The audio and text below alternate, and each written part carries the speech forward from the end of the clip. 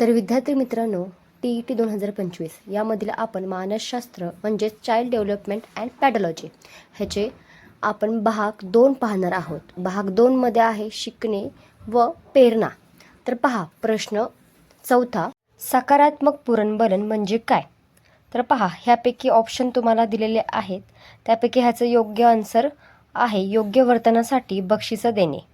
तर प्रश्न दुसरा, इंट्रिन्सिक मोटिवेशन म्हणजे काय? इंट्रिन्सिक मोटिवेशन म्हणजे आत्मप्रेरणा. आता आत्मप्रेरणा म्हणजे काय असणार आहे? ह्याचा अर्थ आतून निर्माण होणारी प्रेरणा, म्हणजेच ऑप्शन सी ह्याचं राईट उत्तर असणार आहे विद्यार्थ्यांना. इंट्रिन्सिक मोटिवेशन म्हणजेच आंतरिक प्रेरणा. तर शिक्षक विद्यार्थी मित्रांनो, असे शॉर्ट्स व्हिडिओ आणि TET बद्दलचे अपडेट्स पाहण्यासाठी आपल्या चॅनलला सबस्क्राईब करा आणि बेल आयकॉनला क्लिक करा, जेणेकरून पुढील व्हिडिओची नोटिफिकेशन तुम्हापर्यंत पोहोचेल. तोपर्यंत जय हिंद, जय महाराष्ट्र.